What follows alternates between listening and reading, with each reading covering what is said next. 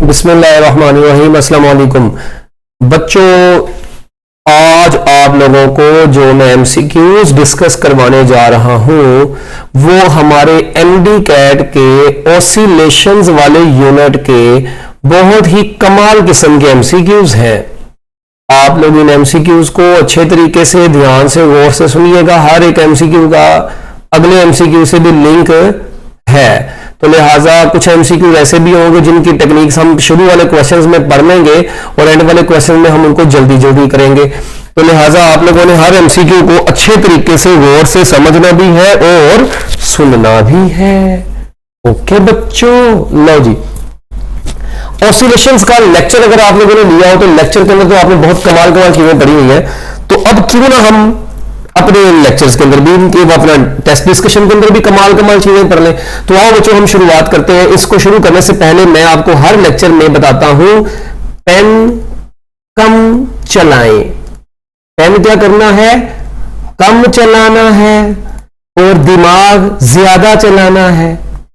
Sorry, दिमाग क्या करना है? ज्यादा चलाना है। तो बच्चों अगर पेन कम चलाओगे तो इसका मतलब दिमाग ज्यादा नहीं चलेगा, दिमाग का चलना। ठीक हो गया भाई। ये राइटिंग ना ये टैब के ऊपर ऐसी ही आती है, व्हाइट बोर्ड पे मेरी राइटिंग अच्छी होती है, हाँ टेंशन नहीं लेनी। अच्छा, इधर तो बात है समझने की।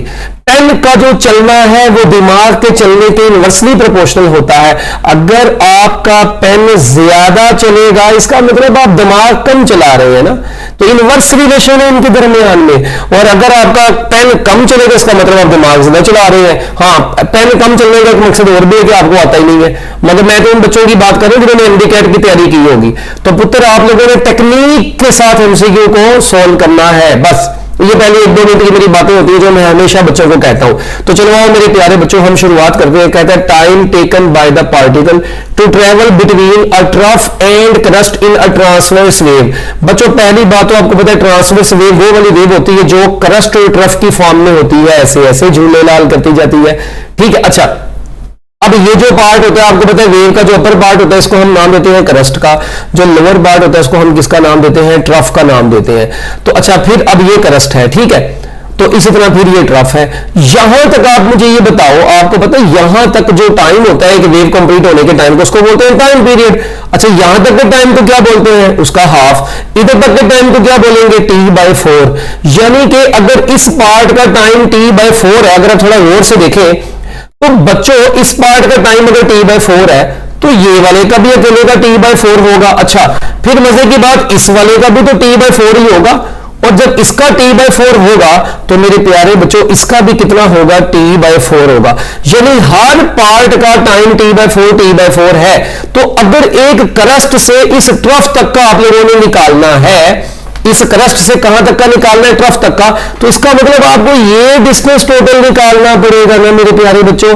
तो हर पार्ट T/4 का दोनों को जब ऐड कर दोगे तो वो कितना आ जाएगा? T/2 ही आएगा। तो इसका मतलब है योर आंसर इज T/2। बच्चों क्या आंसर है आपका? T/2 आपका आंसर है। ओके बच्चों, ओके बच्चों, तो आपके इस एमसीक्यू का आंसर क्या बन गया? इस एमसीक्यू का आंसर बच्चों बन गया था क्या? तो बोलो लैम्डा बाय अपना T/2। ठीक है, इसके बाद बच्चों जो हमारा नेक्स्ट एमसीक्यू है उस नेक्स्ट एमसीक्यू में देखें, उसने आपसे कहा है कि एक डायग्राम है, उस डायग्राम के अंदर बच्चों आपके पास एक वेव है, उस वेव की स्पीड 50 मीटर पर सेकंड है आर पॉइंट पर। ठीक है, आर पॉइंट पर स्पीड कितनी है? 50 मीटर पर सेकंड है। अच्छा उसके बाद कहता है वेव एक बाउंड्री को क्रॉस कर रही है, ये बाउंड्री है PQ बाउंड्री, इसको क्रॉस की है और उसका जो डिस्टेंस है वो 4 सेंटीमीटर से 2 सेंटीमीटर हो गया है। तो कहता है इस S पॉइंट पर उसकी वेलोसिटी बताओ।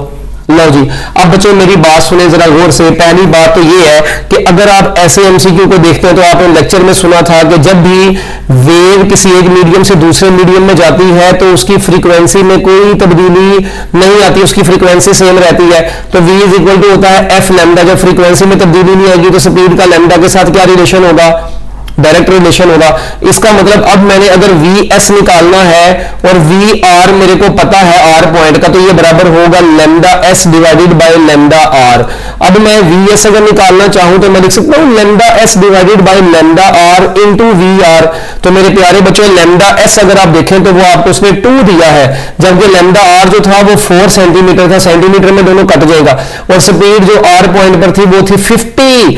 तो बच्चों देखो ये आपका आंसर जो है 50 का क्या आ जाएगा, हाफ आ जाएगा, और 50 का जो हाफ होता है वो 25 मीटर पर सेकंड होता है। सो योर आंसर बन गया बच्चों बहु बीटा बहु। ओके बच्चों, next MCQ, the diagram shows a wave, which of the following is the phase difference between point C and E? C और E के दरमियान का फेज डिफरेंस बताएं बच्चों। अब मेरी बात सुनो, C से E तक का आपने C पॉइंट से E पॉइंट तक का निकालना है भाई। अच्छा अब मेरी बात सुनो, उसके लिए ना आप लोगों को चाहिए थोड़ा सा दिमाग। क्या चाहिए? थोड़ा सा दिमाग। अब जिस बच्चे के पास तो दिमाग होता है वो तो बहुत आसानी से इसको कर लेता है, और जिसके पास दिमाग नहीं होता उसको थोड़ा सा मसला बनता है। अब देखें, आपने निकालना है C और E के दरमियान, क्या ख्याल है क्या दिया जाए ऐसा? अगर आप थोड़ा गौर से देखें ना, अब टेक्निक ये है कि जहां पर C ये है यहां पर भी तो C होगा, मतलब इस पॉइंट को सपोज करें मैं कोई और नाम दे देता हूं, अच्छा ये, मगर बात ये है कि यहां से यहां तक का डिस्टेंस कितना होगा? ऑब्वियसली एक वेव पूरी हो रही है, ये लैम्डा होगा, ठीक है। अच्छा अब यहां से यहां तक का जो डिस्टेंस होगा वो क्या होगा भला? अगर आप थोड़ा गौर से देखें, हमने निकालना फेज डिफरेंस है ना, तो बताओ अब हमें पहले ये निकालना पड़ेगा, क्योंकि देखो बी से, ठीक है, इधर तक का जो डिस्टेंस है वो तो हमें पता चल गया कि लैम्डा होगा यार, क्योंकि एक वेव पूरी हो जाएगी ना। फिर इधर से इधर तक का हमें नहीं पता। हम इसके लिए क्या काम करते हैं, हम इसके लिए एक और आसान तरीका करते हैं। देखें, अगर मैं इस बी से जरा गौर से देखिएगा, अपना यार ये देखो ना, ये जो बी पॉइंट है, इस बी से मैं इस डी तक आऊं तो ये कितना डिस्टेंस बनेगा?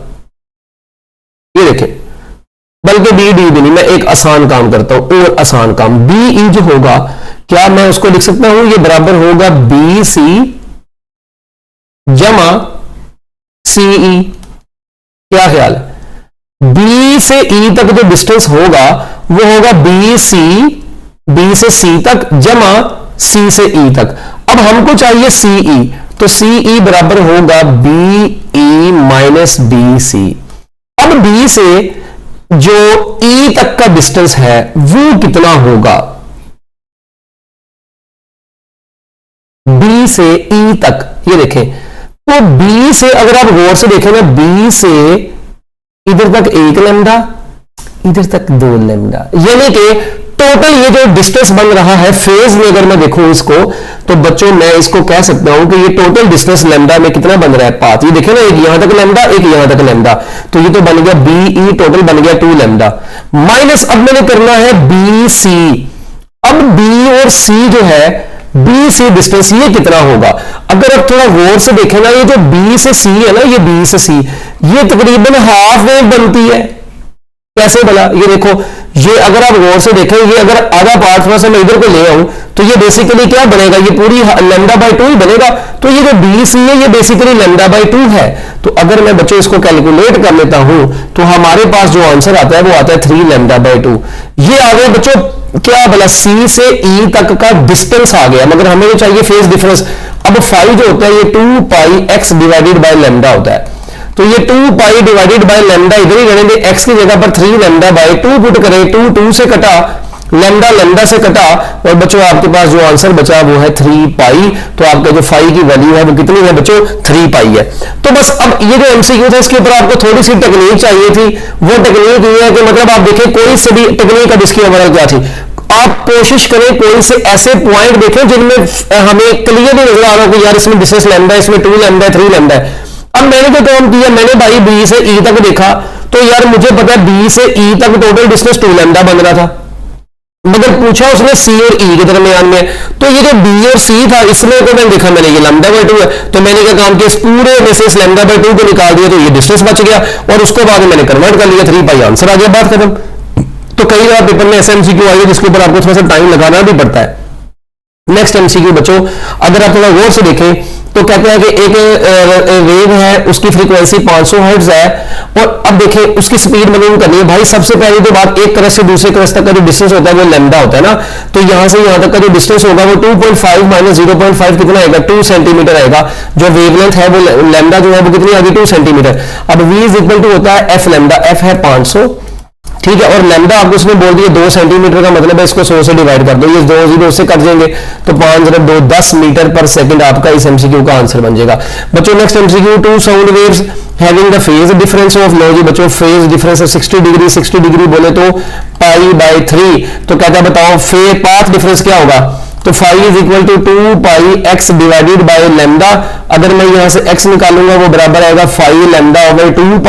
तो बच्चों आप याद रखिएगा ये अब फाई है π/3, ये लैम्डा है और नीचे है 2π, ये पाई से कट गया, क्या होगा पाई से कट गया, 3 नीचे आके 2 से मल्टीप्लाई हो गया, तो λ/6 आपके इस एमसीक्यू का आंसर बन गया। क्या आंसर बन गया, λ/6। हाँ इसका एक और 2 नंबर तरीका भी है, लैम्डा पाई की जगह पर क्या लगा दो, लैम्डा लगा दो, नीचे वाले को डबल कर दो, तो λ/6 आपका आंसर बन जाएगा। ओके बच्चों, उसके बाद नेक्स्ट एमसीक्यू देखो, the distance between crust and trough, एक क्रस्ट से दूसरे क्रस्ट तक का डिस्टेंस होता है, क्रस्ट से क्रस्ट तक का होता है लैम्डा होता है, तो एक क्रस्ट से ट्रफ तक का कितना होगा, λ/2 हो जाएगा। तो बच्चों आपके इस एमसीक्यू का आंसर बन जाएगा चार्ली। ओके बच्चों, इसके बाद नेक्स्ट एमसीक्यू कहता है एक्स वेव है, ठीक है जी, उसमें भी उसकी फ्रीक्वेंसी आपको दे दी गई है, कहता है उसकी स्पीड बताओ। यार सबसे पहले देखो वेवलेंथ जो होगी वो ये वाली होगी, ये डिस्टेंस, और ये डिस्टेंस बनेगा 4 सेंटीमीटर। अब वही v is equal to F lambda, पहले भी इस तरह का आया है, 250 को मल्टीप्लाई करवा दो लैम्डा के साथ, यानी 4/100 के साथ, तो ये 0 इससे कटा, तो ये 0 जब ये 10 से ये कटेगा तो ये 2.5 इंटू 4 बनेगा, तो 2.5 इंटू 4 जो है बच्चों वो आपको पता है कितना आंसर आ जाएगा, 10 आंसर आ जाएगा। ठीक हो गया, तो ले जी आपके इस एमसीक्यू का आंसर क्या आ गया, और भाई कितना आ गया, यही आएगा ना। ओके बच्चों, लो जी इसके बाद बच्चों जो नेक्स्ट एमसीक्यू है वो क्या आएगा, नेक्स्ट एमसीक्यू है a source, a wave source of frequency 1000 hertz radiates a waves of wavelength 0.10 meter. The time taken by the wave to travel, देखें टाइम का formula t is equal to होता है s over v। अब v is equal to जो होता है आपको पता है f लैम्डा भी होता है, बात खत्म। अब s की वैल्यू कितनी है, 2500 है, f की वैल्यू कितनी है, 1000 है, और जो लैम्डा है बच्चों उसकी वैल्यू है 0.10। तो जब आप इसको कैलकुलेट करते हैं तो मेरे प्यारे बच्चों आपके इस एमसीक्यू का आंसर कितना बन जाएगा, ये देखो ना, ये 0.1 जब इसे कटेगा 100 बचेगा, तो 100 ऊपर से कट जाएगा, तो आपका आंसर बचेगा डायरेक्ट 25 सेकंड। ठीक है, so your answer is 25 second. Very nice MCQ. Next, the relationship between phase difference and path difference, वो होता है phi is equal to 2πx, वो लैम्डा पहले भी बता के आ चुका हूं। फिर a sound wave has a frequency, कहते हैं साउंड वेव है उसकी फ्रीक्वेंसी 2500 हर्ट्ज है, और उसकी जो स्पीड है वो 1500 मीटर पर सेकंड है। कहते हैं shortest distance between point of maximum pressure to the point of minimum pressure, maximum pressure को बोल दिया कंप्रेशन, मिनिमम प्रेशर को बोल दिया रेयरफेक्शन। तो एक कंप्रेशन टू कंप्रेशन जो डिस्टेंस होता है वो लैम्डा होता है, कंप्रेशन टू रेयरफेक्शन जो डिस्टेंस होगा वो λ/2 होगा। अब पहली बात हम लैम्डा को निकाल लें। अब लैम्डा कैसे निकालेंगे, लैम्डा होता है v/f, ठीक है। अब v कितना है 1500, f कितना है 2500, ये इससे कटेगा तो आपका आंसर बचेगा 15/25 मीटर, ये आपके पास आ गई वेवलेंथ। ठीक है, अब हमने क्या काम करना है बच्चों, हम लोगों ने, अब ये हमारे पास कितना आया 15/25 आया है भाई, तो मगर अब मेरे को पता है कि मैं क्या काम करूंगा, मैं तो λ/2 निकालना, तो λ/2 निकालने के लिए जब मैं इस 15/25 को 2 पर डिवाइड करूंगा तो ये बन जाएगा 15/50। कितना बनेगा 15/50, और 15/50 होता है ये 3 बाई कितना होगा 10 होगा, और 3/10 आपको पता है बच्चों वो 0. कितना होता है 0.3 होगा। वाओ, तो प्यारे बच्चों इस एमसीक्यू का आंसर है 0.30 मीटर। ओके बच्चों, नेक्स्ट एमसीक्यू देखो, कहता है डिस्प्लेसमेंट टाइम ग्राफ आपको दिया गया है, और वो एयर जो साउंड वेव है एयर में से पास कर रही है, कहता है बताओ इसमें से कौन सी क्वांटिटी वेव की इंक्रीज कर रही है। अच्छा पहली बात एम्पलीट्यूड, हो भाई एम्पलीट्यूड होता है वेव का कद, वो भाई वो तो सेम रह रहा है, तो एम्पलीट्यूड तो सेम रह रहा है, एक बात। दूसरी बात टाइम पीरियड, टाइम पीरियड अगर आप गौर से देखें टाइम पीरियड इसका चेंज कैसे हो रहा है, चलो इसको मैं बताता हूं बाद में। पहले आप वेवलेंथ देखें, वेवलेंथ होता है यहां से यहां तक का डिस्टेंस, ये डिस्टेंस कुछ और है और ये डिस्टेंस कुछ और है, इसका मतलब वेवलेंथ में डिक्रीज आ रहा है। वेवलेंथ क्या हो रही है, डिक्रीज हो रही है। अच्छा, अब बात करते हैं फ्रीक्वेंसी की। देखें, अगर आप गौर से देखें, इस एक वाइब्रेशन में इसका जो मतलब इतने टाइम में अगर आप गौर से देखें, इसकी ये है पूरा एक क्रस्ट और ट्रफ, जबकि यहां पर इसका क्रस्ट और ट्रफ इतने टाइम में है। यानी कि हम ये कह सकते हैं कि पहले टाइम जो है वो क्या है, ज्यादा है। अब टाइम क्या हो गया, उसी क्रस्ट और ट्रफ को बनने में वो टाइम कम लगा है। इसका मतलब ये टाइम पीरियड भी क्या कर रहा है, डिक्रीज कर रहा है। तो जब टाइम पीरियड डिक्रीज कर देता है, फ्रीक्वेंसी क्या करती है, इंक्रीज करती है। तो इंक्रीजिंग ऑप्शन बीटा ही है।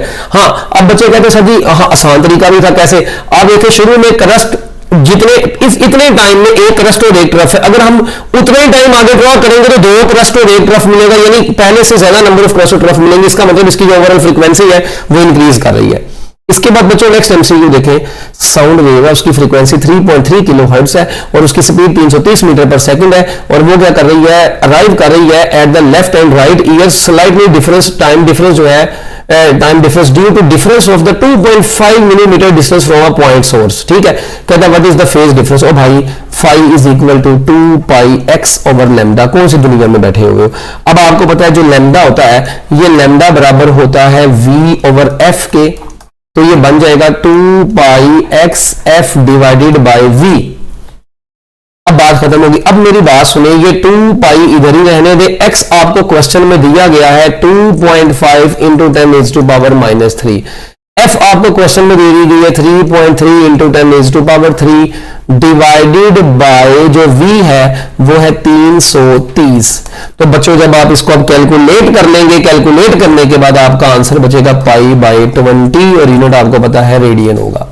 इसको आप कैलकुलेट कर लीजिएगा, सिंपल सा है, बस इसकी थोड़ी सी कैलकुलेशन आपको करनी पड़ेगी। वो आपको मैं ऑलरेडी तरीके बता चुका हूं कैलकुलेशन कैसे करनी होती है लेक्चर्स के अंदर। इसके बाद बच्चों next MCQ, what is the phase difference between two points on a wave where the path difference. अब देखिए फाई इज इक्वल टू क्या था, 2πx डिवाइडेड बाय लैम्डा। अब 2π ओवर लैम्डा वैसे ही रहने दो, जो x है वो आपको 5 λ/2 गिवन है। लैम्डा लैम्डा से कट गया, 2 से कट गया, सो योर आंसर इज कितना बच गया, 5π।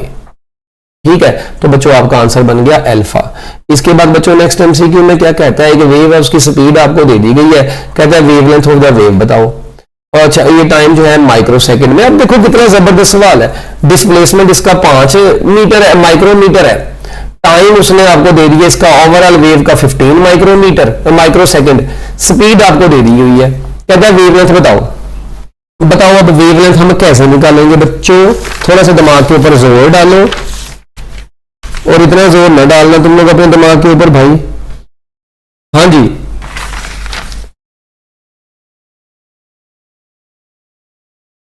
ज्यादा जोर तो नहीं डालिए भाई दिमाग के ऊपर।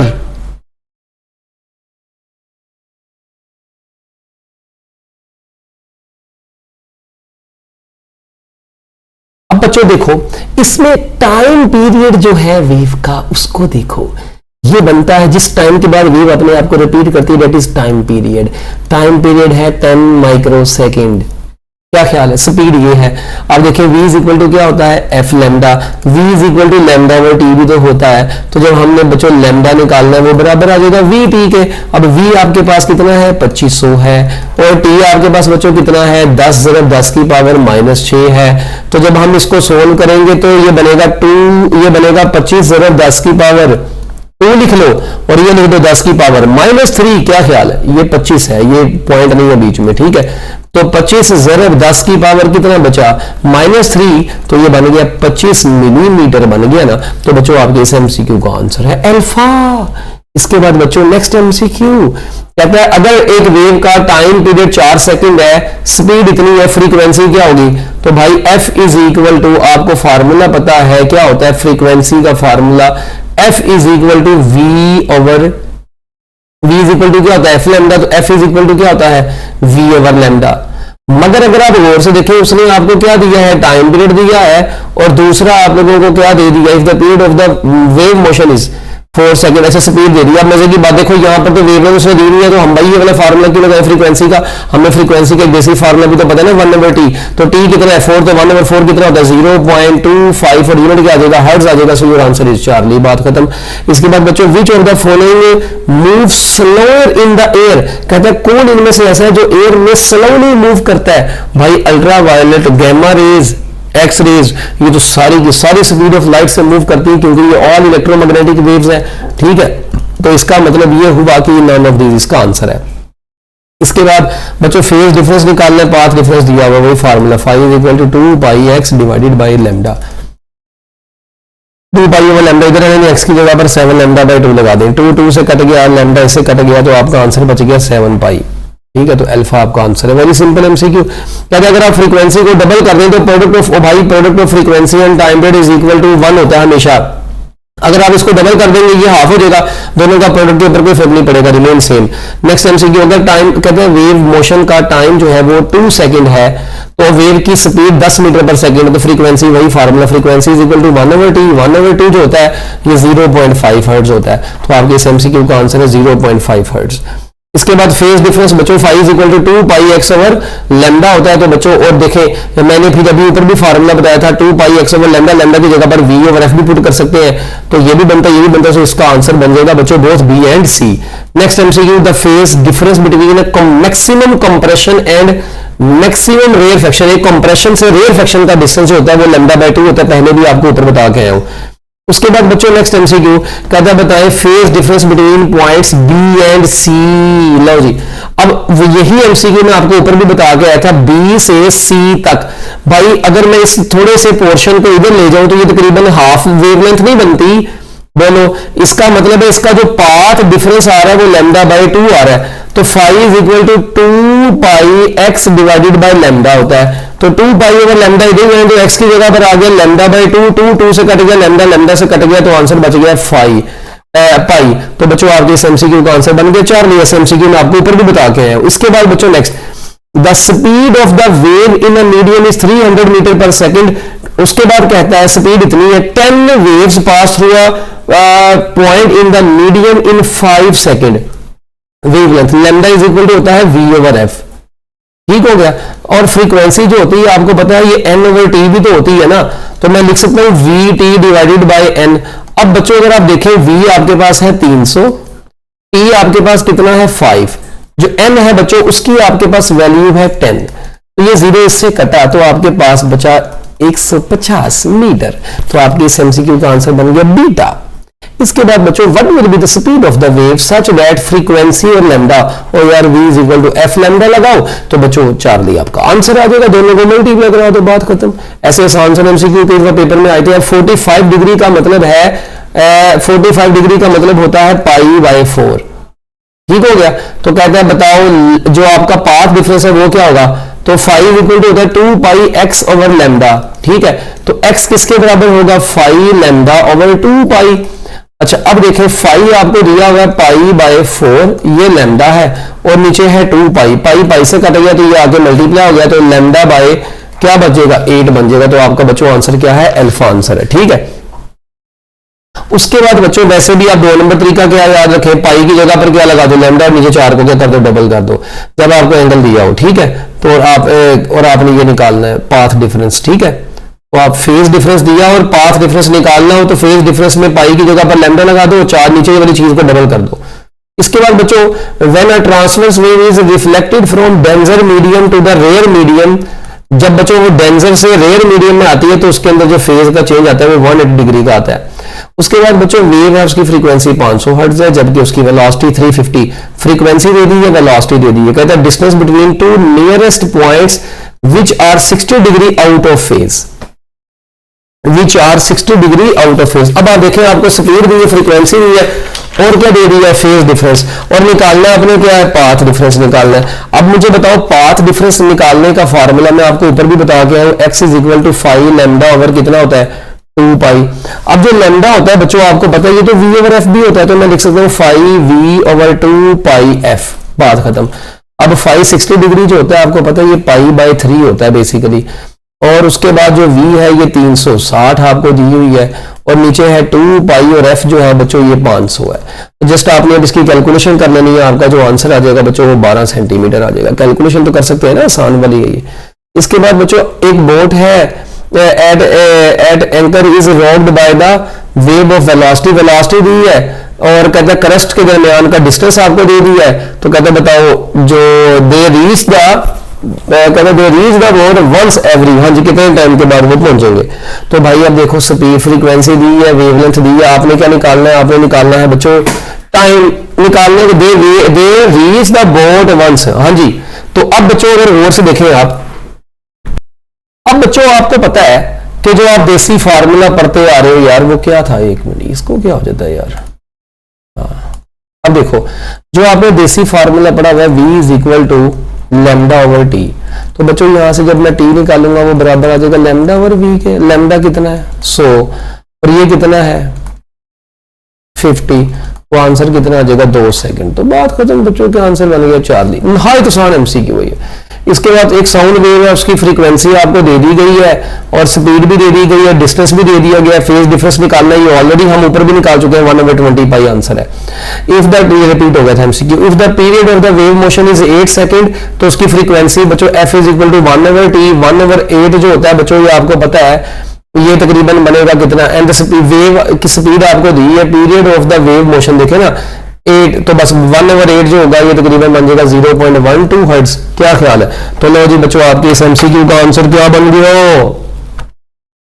ओ भाई क्या बन गया डेल्टा। ठीक है बच्चों, इसके बाद नेक्स्ट एमसीक्यू देखें, कहते फेज पाथ डिफरेंस ये है, फेज डिफरेंस बताओ। तो भाई देखो अगर तुमने पाथ से फेज में जाना है तो क्या करोगे, अब पाथ है लैम्डा बाय 8, तुमने फेज में जाना है तो पहली बात लैम्डा की जगह पर लगाओ पाई, और जो नीचे वाली वैल्यू उसको कर दो हाफ, तो डायरेक्ट आंसर लगाओ π/4। कौन कहता है तुम्हें पूरा करो, डायरेक्ट भी लगाओ। और अगर फेज से पाथ में जाना है तो नीचे वाली चीज को डबल कर दो, पाई की जगह पे लैम्डा लगा दो, फिर उधर भी चले जाओगे।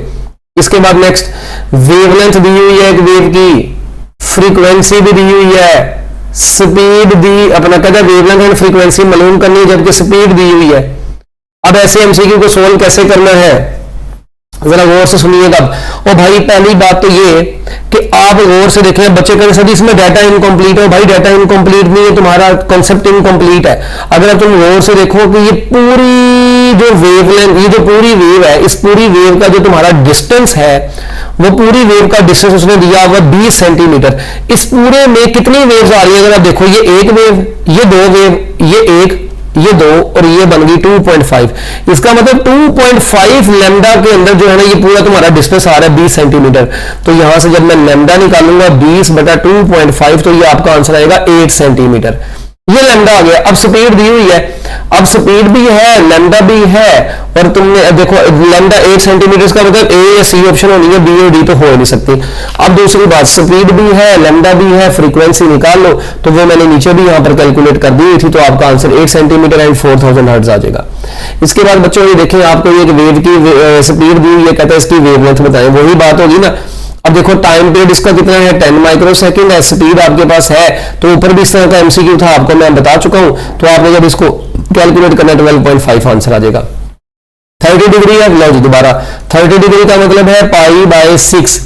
जब आपने इससे फेज डिफरेंस में जाना है तो क्या करेंगे, पाई की जगह पर लैम्डा और बच्चों 6 को डबल कर देंगे तो आंसर कितना आ जाएगा, λ/12 इज योर आंसर। ठीक है, टेक्निक अप्लाई करें।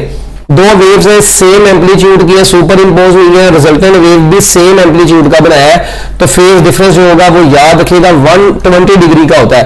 और 120 डिग्री जो होता है ये इसको जब रेडियन में कन्वर्ट करते हैं 2π/3 आता है। बच्चे कहते हैं 120 डिग्री कैसे आया, ये कैसे आया, इसके ऊपर अक्सर बच्चों का बड़ा बड़ा मुंह बना होगा इस वक्त, ये बेचारे गमी में। कोई बात नहीं, हम इसी गमी को किस में बदल देंगे, अभी खुशी में, और उसके बाद बोलेंगे कभी खुशी कभी गम, वो भी एकदम।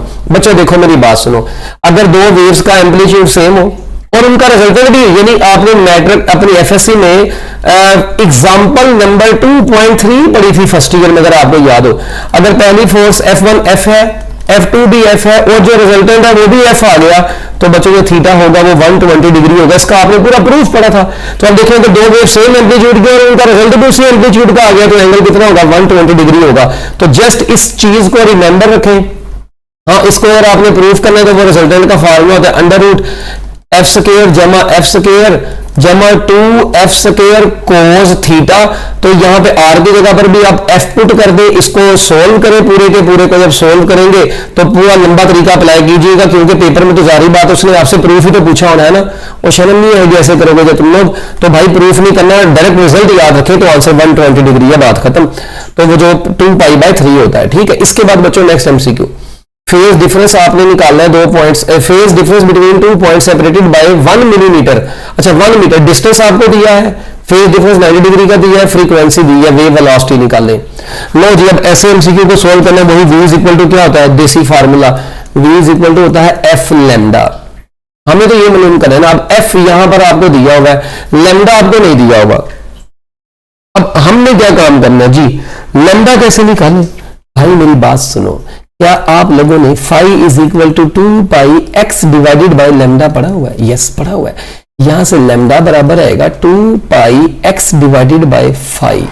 तो यहां से आप पहले निकालो लैम्डा, वो जो लैम्डा आएगा बच्चों वो इसे कैलकुलेट करने के बाद उस लैम्डा को कहां पर पुट कर देना है आपने, इधर पुट कर देना। चलो हम एक फार्मूला बना लेते हैं ना, ये देखो जब हम ये फार्मूला बनाएंगे तो ये कितना बन जाएगा 2πf x divided by phi. ये लो, ये एक फार्मूले को डब्बे में पैक करो, तो आप यहां से स्पीड निकाल देना, मल्टीप्लाई करो 480 आ जाएगा यार। सिंपल सी कैलकुलेशन, अब इतना को साथ दो ना, कर लेना कैलकुलेशन। कैलकुलेशन तो आपको आनी चाहिए ना, स्ट्रॉन्ग करें अपनी कैलकुलेशन को। अच्छा अब देखें, अगर कहते हो तो मैं कर देता हूं। ये देखो, ये 2π है, f की जो वैल्यू है, जो f की वैल्यू है, अगर आप थोड़ा गौर से देखें 120 है। ठीक है, उसके बाद जो पाथ डिफरेंस है दो पॉइंट्स के दरमियान का डिस्टेंस वो है 1, और 90 डिग्री को बोलते हैं π/2। पाई से कटा तो ये 2 ऊपर गया तो मल्टीप्लाई हो गया, 4 × 120 बन गया। तो 12 चौका वो बचपन में पढ़ा था, मिस ने बताया था 48 होता है ना, तो 480 मीटर आपका आंसर बन गया। कितना मीटर पर सेकंड स्पीड है ना, कितना टाइम लगा, तो आप नैनो सेकंड्स में कैलकुलेशन कर सकते हैं अगर आपका दिमाग चलता हो। उसके बाद भाई इसमें उसने एंगुलर फ्रीक्वेंसी पूछ ली। एंगुलर फ्रीक्वेंसी का फार्मूला होता है 2πf, और f जो होता है वो 1/t, तो 2π/t आपका आंसर है यार। इसको कर लेना, नहायत आसान है। इसके बाद बच्चों कहता है जी इंटरवल p³ इसको शो करेगा। भाई देखो यहां से यहां तक का जो इंटरवल है ये आधी वेव को शो नहीं करता, बिल्कुल आधी वेव को शो करता है, क्योंकि यहां से यहां तक होता है तो पूरी वेव, तो आधी वेव का जो टाइम होता है वो t/2 होता है, तो आंसर है t/2। उसके बाद कहता है फेज डिफरेंस दो वेव्स के दरमियान में 2π है। ठीक है, तो बताएं उनका जो रिजल्टेंट एम्पलीट्यूड होगा। यार देखो मेरी बात सुनो, वो क्या होगा, the phase difference between the two waves is 2π। ठीक है, अच्छा ये 2π से मेरा देखो, एक वेव ऐसे थी ना, फिर दूसरी घूमते दोबारा यहीं पर आप आगे, तो देखो वो जब दोबारा यहीं पर आगे दोनों पैरेलल नहीं होगी।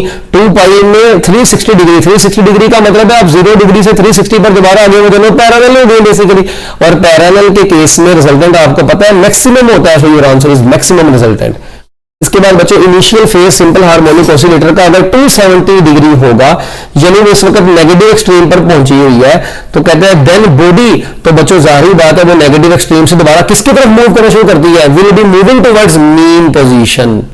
ठीक है, क्योंकि अच्छा बच्चे समझते हैं नेगेटिव एक्सट्रीम पर जा रही हो। भाई नेगेटिव एक्सट्रीम पर तो वो पहले यही देखो, वो नेगेटिव एक्सट्रीम पर ही देखो। अगर मैं थोड़ा सा गौर से देखूं, ये 270 डिग्री पर तो वो ऑलरेडी नेगेटिव एक्सट्रीम पर है, तो वो किसकी तरफ जा रही है, मीन की तरफ ही वापस जा रही है, तो it will be moving towards the mean position. ये थोड़ा सा कंफ्यूजिंग था। नेक्स्ट बच्चों x is equal to x naught cos omega T अगर हो तो कहता है बताओ इनिशियल फेज कितना होगा। भाई x is equal to x naught, desi formula होता है साइन ओमेगा टी। ठीक है, तो अब अगर इनिशियल फेज जो हो वो 90 डिग्री हो ना बच्चों, π/2 हो, तो ये आपकी बुक में उसने सोल्व किया है कि साइन ओमेगा टी प्लस 90 जो होता है ये कोस ओमेगा टी के बराबर होता है। तो जब ये आपका आंसर कोस की फॉर्म में होना तो ये याद रखेगा इनिशियल फेज होता है वो 90 डिग्री होता है। वैसे भी याद रखें जब भी बॉडी, ये जो x is equal to x naught sine omega T होता है और एक होता है x is equal to x naught cos omega T. जब भी बॉडी अपनी मोशन को स्टार्ट करती है ना फ्रॉम मीन पोजीशन, तो मीन पोजीशन से जब भी कोई बॉडी अपनी मोशन स्टार्ट करे उसका डिस्प्लेसमेंट का फार्मूला ये होता है। और जब भी कोई बॉडी अपनी मोशन को स्टार्ट करती है फ्रॉम एक्सट्रीम पोजीशन, तो बच्चों उसके डिस्प्लेसमेंट का फार्मूला कोस ओमेगा टी होता है।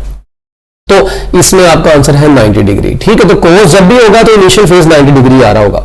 The displacement of a simple harmonic motion is always directed towards the mean position. ठीक है जी। अच्छा, तो वो कहता है जो इसका डिस्प्लेसमेंट है वो क्या होगा, एक बार पता है रीस्टोरिंग फोर्स जो होती है वो डिस्प्लेसमेंट के ऑपोजिट होती है। उसके बाद एक्सेलरेशन भी तो डिस्प्लेसमेंट के ऑपोजिट होता है, तो इसका मतलब है कि ये 180 डिग्री के एंगल पर होते हैं, एंटी पैरेलल होते हैं, तो आंसर है डेल्टा। इसके बाद बच्चों कहते हैं कि अगर इक्वेशन ऑफ मोशन, इसके जो equation of simple harmonic motion है वो minus x not sine theta हो, तो बताएं इनिशियल फेज अब कितना होगा। बच्चों अगर आपका आंसर माइनस में आ गया है, किसमें आ गया माइनस में, डिस्प्लेसमेंट आपका किसमें आ गया नेगेटिव में आ गया और minus x not sine theta, तो बच्चों इसका मतलब है कि अब वो पहुंच गया है थर्ड क्वाड्रेंट में। अब डिस्प्लेसमेंट पहुंच गया थर्ड क्वाड्रेंट में, और थर्ड ये देखें ऐसे, मतलब यहां पे कोई ना कोई वैल्यू आएगी। ठीक है, तो अब ये तो एंगल कोई ना कोई होगा, तो अब इसका जो इनिशियल फेज है यहां से यहां तक का वो कितना होगा 180 डिग्री होगा। सो योर आंसर इज 180 डिग्री। बात खत्म। ठीक है, इसके बाद बच्चों नेक्स्ट एमसीक्यू, लेक्चर्स के अंदर हमने बड़ी डिटेल में इनको डिस्कस भी किया हुआ है। कहता है एक सिंपल हार्मोनिक मोशन का एम्पलीट्यूड है 4 सेंटीमीटर, एक्स नोड आपको 4 सेंटीमीटर दिया हुआ है। अच्छा, पार्टिकल का डिस्प्लेसमेंट बताना है from mean position after t by 8 second, x is equal to x naught sine 2 pi over capital T into small t होता है फार्मूला। अब एम्पलीट्यूड है 4, साइन यहीं पर रहने दें, 2 पाई ओवर कैपिटल T भी इधर रहने दें, जो स्मॉल t है ये t by 8 है। तो पहली बात ये t इस t से कटा, ये 2 इससे कटेगा, पाई बाय 4 होता है 45 डिग्री। साइन पाई बाय 4 का मतलब है साइन 45 डिग्री। साइन 45 डिग्री 1/√2 होता है, तो आपका आंसर आ गया 4/√2 सेंटीमीटर। अब 4/√2 कितना होता है, अब यहां पर थोड़ी सी आप टेक्निक अप्लाई कर सकते हैं, वो ये कि देखो मैं इस 4 को ऐसे 2 दफा लिख सकता हूं, 2 इंटू 2 डिवाइडेड बाई √2। मैं इस 2 को 2 दफा, इस वाले 2 को मैं 2 दफा ऐसे लिख सकता हूं √2 डिवाइडेड बाई √2, तो ये कट गया, तो कई दफा आंसर उसने 2/√2 सेंटीमीटर की फॉर्म में भी लिखा होगा। अब देखें, अब मुझे पता है ये आंसर है हमारा 2/√2। अब जारी बात है कि ये 8 तो अब ऑप्शन में देखें 1 तो बन ही नहीं सकता, ओ भाई 2 इंटू 2 हो तो 4 होता है, ये भी कभी हो नहीं सकता, और 8 तो कभी भी नहीं हो सकता ये, क्योंकि वो जारी बात है 4 ज़रा 2 8 होता है, तो ये तो 4 से भी छोटा है। तो बंदा कैलकुलेशन किए बगैर आंसर भी कई दफा इंसानों की तरह लगा लेता है ना, तो 2.8 आपको क्या जरूरत है पूरी कैलकुलेशन करने बैठे, आपकी कैलकुलेशन किसी ने आगे चेक करनी है वहां पर बताएं, नहीं आप टेक्निक अप्लाई करें, आंसर लगाएं, जिंदगी में स्कोर हासिल करें। ठीक है, मैथ थोड़ी पढ़े आप यहां पे। उसके बाद ये कहता है time taken by the simple harmonic oscillator to move from the half of the extreme to mean position. अच्छा, पहली बात तो बच्चों यहां पर ये कि उसने बोला है वो क्या कर रहा है, to move from half of the extreme to mean position. Half of the extreme to mean position से मुराद ये है कि उसका जो डिस्प्लेसमेंट है वो कितना हो जाएगा, जारी बात है half of the extreme to mean position का मतलब है उसका जो डिस्प्लेसमेंट है वो x नॉट ओवर 2 है। अब फॉर्मूला देखिए, x is equal to x naught sine 2 pi over capital T into T होता है। ठीक है, अब बच्चों यहां पर अगर आप x की वैल्यू पुट कर दें, x नॉट ओवर 2 है, ये x नॉट यहीं पर रहने दें, ये साइन यहीं पर रहने दें, 2 पाई ओवर टी यहीं पर रहने दें इंटू टी, ये x नोट से कटा, ये साइन जब इधर आएगा साइन इनवर्स 1/2, साइन इनवर्स 1/2। अब आप लोगों को पता है, इतना तो थोड़ा सा दिमाग चला लेना कि जो साइन इनवर्स 1/2 होता है वो होता है 30 डिग्री। 30 डिग्री जो होता है वो कितना होता है, पाई बाय 6 होता है। तो pi by 6 is equal to 2 pi over capital T into T. T अब देखें, ये पाई से कटा, ये टी इधर ले गए, तो आपका जो आंसर आ जाएगा, ये टी इधर आ गया, 2 इधर आकर मल्टीप्लाई हो जाएगा, तो आंसर आ गया T is equal to T by 12। ठीक है, अब इसको बच्चों आप लोगों ने याद रखना है कि इसका आंसर कितना है, t बाई 12 है। ये यहां पर भी सोल्व हुआ था, बट मैंने यहां पर इसको दोबारा से सोल्व कर दिया। तो अब देखिए क्वेश्चन में, ठीक है बच्चों याद रखिएगा, इसमें साइन हमने इसलिए यूज किया, उसने आप लोगों को बताया नहीं कि उसने अपनी मोशन मीन से स्टार्ट की, एक्सप्लेन से बेसिक फार्मूला भी यही हमें इस्तेमाल करना है। अब जो नेक्स्ट एमसीक्यू है देखें जरा, अब नेक्स्ट एमसीक्यू में क्या कहता है, कहता है time taken by the simple harmonic oscillator to move from half of the extreme to extreme position. एक एक्सट्रीम से हाफ ऑफ द एक्सट्रीम। अब देखें मीन की बात नहीं की बीच में, इसका मतलब है अब हम जो डिस्प्लेसमेंट का फार्मूला है वो क्या यूज करेंगे, cos 2 pi over capital T into T use करेंगे। ये आपको रेगुलर लेक्चर्स में मैंने बताया होगा कि कब कौन सा यूज होना है।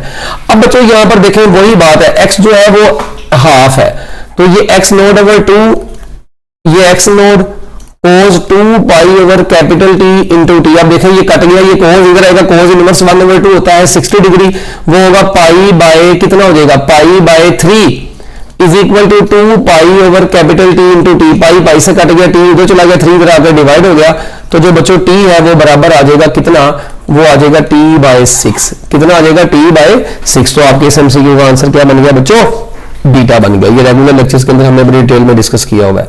इसके बाद बच्चों कहता है कि अगर टाइम पीरियड 0.25 सेकंड हो, एक्सेलरेशन a हो और डिस्प्लेसमेंट x हो। देखें a is equal to minus omega square X का फार्मूला आपने पढ़ा हुआ। अब ओमेगा जो होता है ये 2 पाई ओवर कैपिटल T और ये होता है, ठीक है। अब जो टाइम पीरियड है वो 0 पॉइंट कितना है, 25। 0.25 का मतलब होता है 1/4 बेसिकली। अच्छा अब ये देखें, मैं इधर लिखता हूं ना, ये 2 पाई डिवाइडेड बाय, इसको मैं 1/4 लिख देता हूं अपनी आसानी के लिए, ठीक है। अब ये जब ऊपर जाएगा तो बच्चों आपको पता है इसने ऊपर जाकर 4 × 2 कितना हो जाना है, 8, तो ये बन जाएगा 8 पाई स्क्वायर एक्स, ठीक है। अब 8 का जो स्क्वायर होता है वो कितना होता है, 64 पाई स्क्वायर और साथ में आ जाएगा बच्चों x। तो आपके इस एमसीक्यू का आंसर बन गया बच्चों बीटा। इसके बाद मेरे प्यारे बच्चों नेक्स्ट एमसीक्यू इसी तरह ही कहता है कि एक सिंपल हार्मोनिक मोशन की जो वेव है उसका जो डिस्प्लेसमेंट है 0.86 cos pi by 4 into T. तो कहता है बताएं इसका एम्पलीट्यूड और फ्रीक्वेंसी क्या होगी। सबसे पहले ऐसे एमसीक्यू में आप क्या काम किया करेंगे, आप कंपेयर किया करेंगे इसको जनरल इक्वेशन से x node cos omega t। जब आप इनको कंपेयर करेंगे यहां से क्लियरली नजर आ रहा है कि एम्पलीट्यूड आना है 0.86। एक बात तो डन होगी, तो 0.86 वाली ऑप्शन ही बीटा, तो आंसर बीटा लगा, वो आगे जाने की जरूरत नहीं है भाई। हाँ अगर दो ऑप्शन सेम होते हैं फिर आपको जरूर आगे जाना पड़ना था। फिर जब आप ओमेगा को कंपेयर करेंगे तो ओमेगा यहां से आना है पाई बाय 4, ओमेगा की जगह पर लगाएं 2 पाई एफ, ये आ गया पाई बाय 4, पाई पाई से कटा, एफ निकालना 2 इधर आकर मल्टीप्लाई हो जाएगा 4 के साथ, तो 1/8 हर्ट्ज जो है वो आपकी फ्रीक्वेंसी आ जाएगी। 1/8 जो होता है 0.125 होता है, ये याद रखिएगा, 1/8 होता है 0.125। तो बच्चों आपका एग्जैक्ट आंसर भी ये निकला है, बट कई दफा ऑप्शन देख के बंदा जल्दी आंसर लगा देता है सोल्व किए बगैर। नेक्स्ट, एक पार्टिकल है सिंपल हार्मोनिक मोशन एग्जीक्यूट कर रहा है, उसका मैक्सिमम एक्सेलरेशन अल्फा है, मैक्सिमम वेलोसिटी बीटा है, तो टाइम पीरियड क्या होगा। अब देखिए पहली बात याद रखिएगा बच्चों, मैक्सिमम एक्सेलरेशन का फार्मूला होता है x नोड ओमेगा स्क्वायर। ये मैक्सिमम एक्सेलरेशन का फार्मूला होता है सिंपल हार्मोनिक मोशन में। अच्छा फिर दूसरी बात, आपको पता है कि ये जो ओमेगा होता है, चलो मैं अच्छा इसको ऐसे लिखता हूं, क्या मैं ऐसे लिख सकता हूं कि x node omega into omega, बिल्कुल। तो अच्छा मैं ऐसे भी तो फिर बच्चों लिख सकता हूं, ये देखें अगर आप गौर से देखें, ये x नोड ओमेगा जो होता है ये मैक्सिमम वेलोसिटी होती है। तो एक बात तो डन होगी, मैक्सिमम वेलोसिटी इनटू ओमेगा आ गया, तो एक बात तो डन होगी सिंपल हार्मोनिक मोशन में मैक्सिमम, ये जो एंगुलर वेलोसिटी होती है maximum acceleration divided by maximum velocity की रेशियो होती है। एक बात तो ये हमारे पास डन हो गई, एक ये रिजल्ट हमारे सामने निकला, ये अगले एमसीक्यूज में भी काम आएगा। अब ओमेगा जो होता है आपको पता है ये 2 पाई ओवर टी भी तो होता है ना, तो maximum acceleration divided by maximum velocity, ठीक है। तो अगर मैंने टाइम पीरियड निकालना हो तो मैं लिखूंगा 2 pi maximum velocity divided by maximum acceleration. तो लो मेरे प्यारे बच्चों, टाइम पीरियड अगर निकालना हो, अगर मैक्सिमम वेलोसिटी और एक्सेलरेशन दिया हो तो टाइम पीरियड इस फॉर्मूले से निकलेगा, ओमेगा इस फॉर्मूले से निकलेगा। अगर फ्रीक्वेंसी की बात करेगा तो इसका रेसिप्रोकल ले लेना, फ्रीक्वेंसी भी आ जाएगी। तो अब देखिए उसने मैक्सिमम एक्सेलरेशन को अल्फा बोला और मैक्सिमम वेलोसिटी को बीटा, तो ये बन जाएगा 2 पाई बीटा ओवर अल्फा। तो आपके इस एमसीक्यू का आंसर बच्चों क्या बन गया, बीटा। इसके बाद नेक्स्ट एमसीक्यू देखें, कहता है एक पार्टिकल है वो एग्जीक्यूट कर रहा है सिंपल हार्मोनिक मोशन, उसका एम्पलीट्यूड है 4 सेंटीमीटर। एक बात तो डन हो गई, और कहता है पार्टिकल ने जो है ना वो क्या काम किया है, पार्टिकल इज एट, अच्छा इंस्टेंटेनियस डिस्प्लेसमेंट दे दिया है 2 सेंटीमीटर। कहता है बताएं उसकी वेलोसिटी क्या होगी ठीक है, the magnitude of its velocity is equal to that of its acceleration. तो कहता बताए उसका टाइम पीरियड क्या होगा। अब बच्चों अगर आप गौर से देखें, वेलोसिटी और एक्सेलरेशन की बात हुई है। वेलोसिटी का सिंपल हार्मोनिक मोशन में फार्मूला ये होता है, एक्सेलरेशन का ये होता है। ठीक है, अच्छा, और ओमेगा का होता है 2π/t। अब एक्स उसने आपको दे दिया 2 सेंटीमीटर और उसने बोल दिया velocity is equal to acceleration magnitude. तो बच्चों अब वेलोसिटी जो होती है वो है omega √x0² minus x square और एक्सेलरेशन है x। जारी बात है, मैग्नीट्यूड लेंगे नेगेटिव का साइन खत्म हो जाएगा, x ओमेगा स्क्वायर। अब x की जगह पर 2 पुट कर दिया, ओमेगा स्क्वायर वैसे ही। यहां पर x की आपको पता है फार्मूला एम्पलीट्यूड माइनस x का स्क्वायर, एम्पलीट्यूड 3 और x 2 है। तो जब आप इसको कैलकुलेट करेंगे तो 2 ओमेगा स्क्वायर बराबर आ जाएगा ओमेगा √ हाँ जी 9 - 4। ठीक है, जो 9 - 4 होता है वो √5 होता है। तो बच्चों यहां पे अगर आप देखेंगे एक ओमेगा इससे कट गया तो ओमेगा इज इक्वल टू √5/2 बच गया। अब ओमेगा जो हमने तो निकालना है बच्चों टाइम पीरियड, ओमेगा होता है 2π/t। अगर आप यहां पर देखें तो जो t होगा ये सारी बात है, इसको जब उल्टा देंगे ये 2 इधर आके मल्टीप्लाई हो जाएगा तो ये बन जाएगा 4π। जब इसको उल्टा देंगे तो 4π/√5 आपका आंसर आ जाएगा। वेरी सिंपल सा एमसीक्यू था। ठीक है, बस थोड़ी सी कैलकुलेशन थी इसके अंदर। इसके बाद बच्चों average velocity of a particle executing simple harmonic motion in 1 complete vibration. ओ भाई 1 कंप्लीट वाइब्रेशन में टोटल डिस्प्लेसमेंट जब 0 तो एवरेज वेलोसिटी भी क्या होगी, 0 होगी।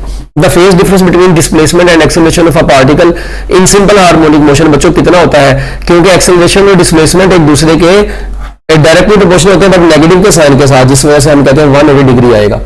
1 complete round trip of a vibrating body is called, बच्चों क्या बोलते हैं इसको, आपको पता है वाइब्रेशन बोलते हैं। उसके बाद एंगुलर फ्रीक्वेंसी बताएं, जबकि उसने बोला है एन कंप्लीट ऑसिलेशन उसने कवर की है 2 सेकेंड्स में। ठीक है, देखें एन कंप्लीट ऑसिलेशंस 2 सेकेंड्स में कवर की है।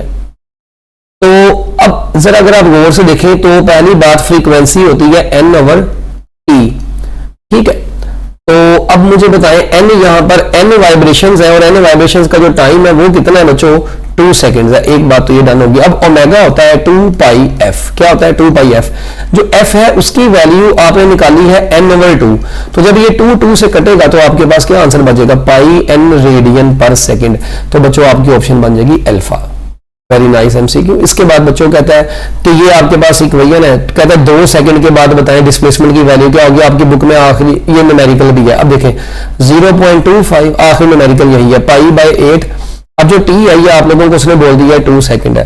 ये 2 इससे कटेगा तो बच्चों जारी बात है 0.25 इंटू बचेगा cos π/4। π/4 बोले तो आपको पता है 45 डिग्री। cos 45 डिग्री जो होता है ये 1/√2 होता है। ठीक है, तो अब देखो अगर मैं 0.25 को √2 से डिवाइड करूंगा, ठीक है, तो जो मेरे पास ऑलमोस्ट आंसर आएगा वो 0.18 मीटर आ जाएगा। कैलकुलेशन आप इसकी कर सकते हैं। हाँ, अगर बात ये है कि अपना इसको टेक्निक के साथ करना है तो वो आपको पता है, इसको थोड़ा सा सोल्व कर लें आप। ये 0.25 को 1/4 बोल लो, क्या बोल लो, ये देखो ना 0.25 को 1/4 बोल लो ना। जब आप इसको 1/4 बोलोगे ये 1/√2 है, तो मैं इसको ऐसे भी तो लिख सकता हूं ना 1/, ये 4 को मैं लिख सकता हूँ 2 का स्क्वायर। बताओ, तो अगर मैं इसको इस तरह से कर दूं या मैं ऐसे करता हूं, मैं इसको √ में लिख देता हूं 16 × 2, क्योंकि देखो 16 का जब मैं √ लूंगा मुझे पता है वो वापस 4 ही आना है। तो अब जो क्या नाम है 16 होता है, 16 × 2 ये हो जाएगा 32। ठीक है, अब जो 1/√32 है ना बच्चों, अब बच्चों अगर आप थोड़ा गौर से देखें ना, ये जो 32 है, अब यार ये तो परफेक्ट स्क्वायर रूट नहीं बनता 32, है ना। तो मतलब 32 के करीब ना एक नंबर है 36। 36 का स्क्वायर रूट होता है 6। अगर मैं 1/6 करता हूं तो 1/6 जो होता है ये आप यार इतना तो आपको पता होना चाहिए ना थोड़ा बहुत, ये 1/4, 1/3, 1/6, 1/9 तक का आंसर याद रखने। 1/6 जो होता है 0.166 होता है। ठीक है, अब एक बात तो डन है कि ये आंसर जो है 36 से थोड़ा क्या है, कम है। इसका मतलब है कि जो ओवरऑल आंसर आएगा वो 0.16 से थोड़ा सा बड़ा होगा। और 0.16 से थोड़ा सा बड़ा जो ऑप्शन है वो तो मेरा ख्याल है, आप देखो वो कौन सी है 0.18, बहुत ज्यादा भी नहीं है ना, तो 0.23 तो ज्यादा हो जाएगा, तो 0.18 आपका आंसर है। तो ऐसे एमसीक्यू के लिए आपको थोड़ी सी टेक्निक अप्लाई करनी पड़ती है, हो जाता है एमसीक्यू। इसके बाद बच्चों एंगुलर फ्रीक्वेंसी और time period omega is equal to, आपको पता है प्रोडक्ट इसका जो होता है वो 2π/t होता है, तो इसका आंसर आ जाएगा 2π। इसके बाद बच्चों जो नेक्स्ट हमारा एमसीक्यू है, नेक्स्ट एमसीक्यू में उसने क्या आप लोगों को बोला है, नेक्स्ट एमसीक्यू में बच्चों उसने आप लोगों से पूछा है कि सिंपल हार्मोनिक मोशन में डिस्प्लेसमेंट और फोर्स के दरमियान में, भाई restoring force is directly proportional to, आपको पता है, -x होता है। ठीक है, तो जाहिर बात है ये पॉजिटिव अगर ये नेगेटिव है तो जाहिर बात है ये कौन सा क्वाड्रेंट बनता है, थर्ड क्वाड्रेंट। और डायरेक्ट रिलेशन हो जब भी दो चीजों के दरमियान में, तो उनके दरमियान में जो ग्राफ है वो क्या बनता है, स्ट्रेट लाइन बनता है। तो लिहाजा आपके इस एमसीक्यू का जो आंसर बनेगा स्ट्रेट लाइन बिटवीन सेकंड अपना ऑपोजिट साइंस जो होते हैं यार, सेकंड एंड फोर्थ क्वाड्रेंट में ऑपोजिट साइंस होते हैं ना। ठीक है, तो सेकंड एंड फोर्थ क्वाड्रेंट में आपका ये ग्राफ बनेगा। ठीक हो गया, तो आपके इस एमसीक्यू का आंसर बच्चों बन जाएगा डेल्टा। Very simple MCQ. फिर एक particle simple harmonic motion execute कर रहा है, कहता है graph between acceleration and displacement. Acceleration और डिस्प्लेसमेंट के दरमियान में अगर ये एक्सेलरेशन है, ये डिस्प्लेसमेंट है, तो बच्चों आपको पता है इनके दरमियान में भी जो ग्राफ है वो ऐसे एक स्ट्रेट लाइन ही बनता है, क्योंकि इनके दरमियान में भी कौन सा रिलेशन है, डायरेक्ट रिलेशन है। ये हमने लेक्चर में भी बात की हुई है। उसके बाद कहते हैं वेलोसिटी पार्टिकल की मीन पोजीशन पर है v, अगर एम्पलीट्यूड को क्वार्टर कर दे, क्वार्टर का मतलब है 1/4 कर दिए, तो velocity at the mean position में, भाई मैक्सिमम वेलोसिटी का फार्मूला होता है x नोड ओमेगा। तो अगर आप देखें एम्पलीट्यूड को 4 गुना कम कर देंगे तो ये स्पीड है वो भी 4 गुना क्या हो जाएगी, कम हो जाएगी। तो आंसर है बच्चों v/4। इसके बाद कहते हैं एक पार्टिकल है वो सिंपल हार्मोनिक मोशन एग्जीक्यूट कर रहा है, उसका मीन पोजीशन से the displacement from the mean position 4 centimetre and 5 centimetre है। कहता है कोरेस्पॉन्डिंग वेलोसिटी इसकी 10 सेंटीमीटर एंड 8 सेंटीमीटर है। कहता है बताएं बॉडी का टाइम पीरियड कितना होगा। अब बच्चों इसके लिए अगर आप थोड़ा गौर से देखें उसने आप लोगों को एम्पलीट्यूड तो नहीं दिया, आपको कि दिया हुआ एम्पलीट्यूड नहीं दिया। अच्छा, अब पहले तो एक बात सुने, आपने क्या काम करना, दोनों डिस्प्लेसमेंट से इक्वेशन बना लेनी है वेलोसिटी की। वेलोसिटी का एम्पलीट्यूड ना आपको दिया हुआ, आपने क्या काम करना है, दोनों इक्वेशंस इस सेंटीमीटर 4 सेंटीमीटर के लिहाज से और 5 सेंटीमीटर के लिहाज से। देखिए जब हमने 4 सेंटीमीटर वाले की वेलोसिटी 10 है, 5 सेंटीमीटर वाले की कितनी है 8, हमने 5 सेंटीमीटर वाले के लिहाज से किया तो हमारे पास ये की इक्वेशन बन गई। 4 सेंटीमीटर वाले के लिहाज से किया तो हमारे पास एक ये इक्वेशन बन गई। हमने इन दोनों को डिवाइड करके बच्चों जब डिवाइड किया हमने फिर उनको सोल्व किया, वहां से हमारे पास जो एम्पलीट्यूड आया वो बच्चों एम्पलीट्यूड का जो स्केयर है वही आ गया 41। अब इस एम्पलीट्यूड की वैल्यू को किसी भी ऊपर वाली इक्वेशन में पुट कर दें, वहां से बच्चों जब हमारे पास, जब हमने उसको पुट कर दिया तो हमारे पास एंगुलर वेलोसिटी आ गई 2। जब हमने टाइम पीरियड निकालना था तो वो 2π/t किया, तो वो जब उधर लेकर गए तो हमारे पास जो आंसर बच गया वो पाई सेकंड बच गया। सिंपल से एमसीक्यू था। ठीक है, बस बात ये थी कि दोनों डिस्प्लेसमेंट से आप पहले क्या काम करें, एम्पलीट्यूड निकाल दें उनको डिवाइड करके, मतलब वेलोसिटीज के फार्मूले में दोनों डिस्प्लेसमेंट पुट करें, उनकी इक्वेशंस को डिवाइड करें, आपके पास एम्पलीट्यूड आएगा। उस एम्पलीट्यूड को किसी भी एक इक्वेशन में पुट करके क्या निकाली, हमने एंगुलर वेलोसिटी निकाली और उसके बाद ओमेगा से हमने टाइम पीरियड निकाल लिया, बात खत्म। सिंपल से एमसीक्यू था। उसके बाद बस थोड़ी सी कैलकुलेशन थी। Simple harmonic oscillator has got a displacement 0.02 metre और एक्सेलरेशन इतना, कहते हैं एंगुलर फ्रीक्वेंसी बताओ उसकी। ओ भाई ओमेगा इज इक्वल टू, आपको पता है क्या होता है, ओमेगा इज इक्वल टू, याद रखिएगा ये एक्सेलरेशन डिवाइडेड बाय डिस्प्लेसमेंट होता है। तो अब एक्सेलरेशन आपको दिया हुआ है, डिस्प्लेसमेंट भी आपको दिया हुआ है, तो आपने जस्ट यहाँ पे वैल्यू पुट करनी है और आंसर आ जाना है। ठीक है, ये आया कहां से, omega is equal to √g/l होता है ना, तो वो g की जगह पर a और l की जगह पे x है, तो ये जुबानी याद रख लें। इसी तरह जो टाइम पीरियड होता है वो 2π√x/a होता है।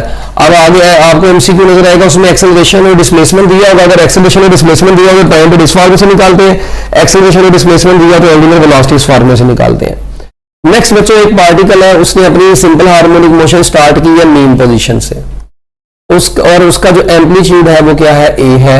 उसके बाद कहता है and its time period is t, at one time its speed is half of the maximum speed. अगर उसकी स्पीड मैक्सिमम स्पीड का हाफ होगी, पहली बात v is equal to v naught cos theta होता है, तो अगर स्पीड मैक्सिमम स्पीड का हाफ हो गई है तो ये v नॉट cos थीटा, ये से कटा v cos जब है इधर आएगा तो cos इनवर्स 1/2 जो होता है ये होता है 60 डिग्री, और 60 डिग्री इसका मतलब है यहां से थीटा हमारे पास निकला 60 डिग्री।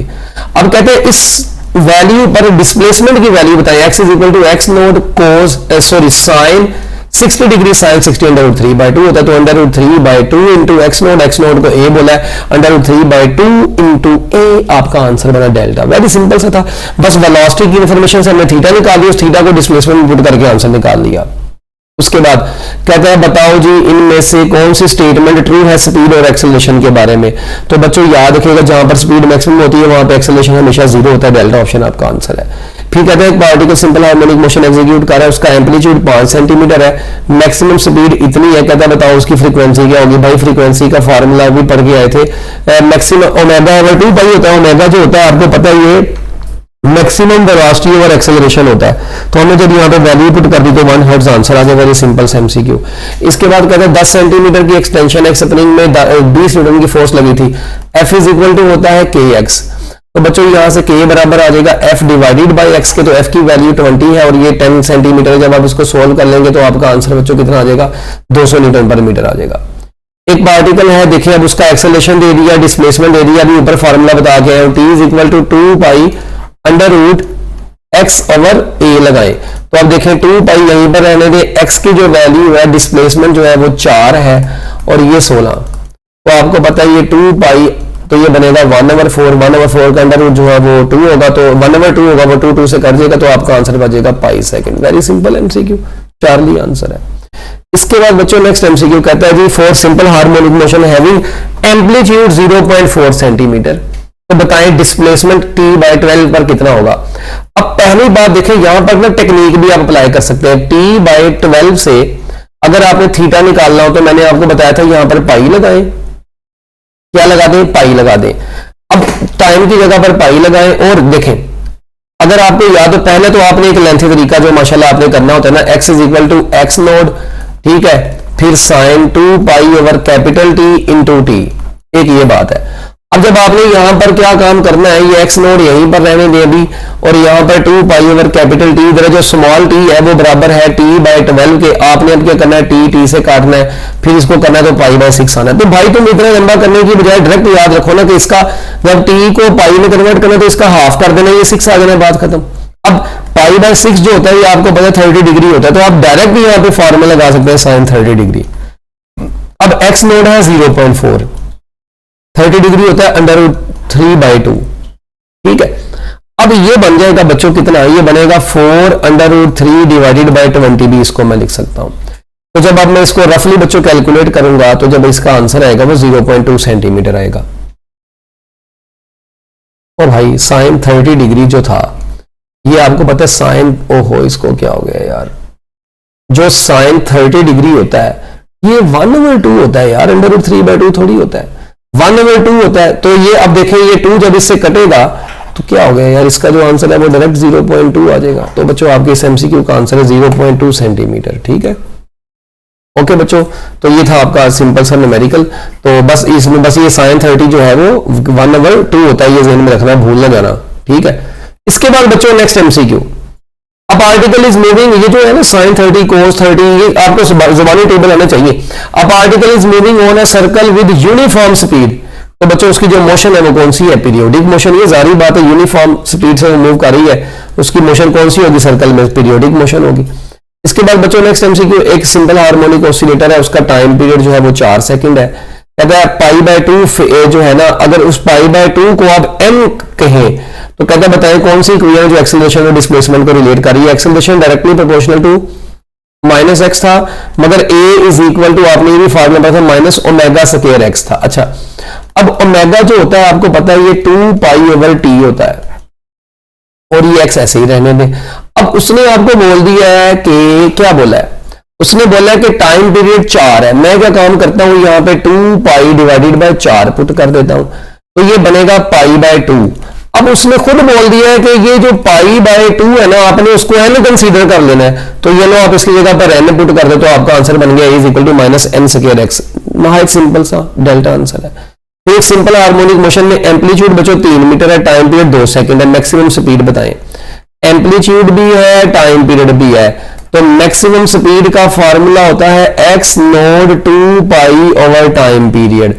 तो वैल्यू पुट करें बच्चों, आप लोगों के पास जो आंसर है वो डेल्टा आ जाएगा। इसके बाद कहता है जी ये वेव आपको दे दी गई, इस वेव में ना एम्पलीट्यूड बताओ। यार मैं जब इसको कंपेयर करूंगा यहाँ पे कुछ भी नहीं है, इधर x कोस से आगे, इसका मतलब है कि इसका एम्पलीट्यूड कितना है, 1 है, बात खत्म। मुझे क्या जरूरत है सॉल्व करने की। उसके बाद एक बॉडी है, उसका मैस जो है ना, एक पार्टिकल उसका मैस 10 ग्राम है, उसका टाइम पीरियड 3 सेकंड है, उसका एम्पलीट्यूड 5 सेंटीमीटर है। कहता है the acceleration when the displacement is 2 centimetre, कहता है बताएं अगर उसका डिस्प्लेसमेंट 2 सेंटीमीटर हो तो उसका एक्सेलरेशन कितना होगा। A is equal to omega square X. पहली बात तो ये वाला फार्मूला आप लोगों ने बचपन में पढ़ा हुआ है। अच्छा, अब इस फार्मूले में वैल्यू पुट करें और आंसर निकाल लें। कुछ मुश्किल नहीं है इसमें, क्यों है मुश्किल?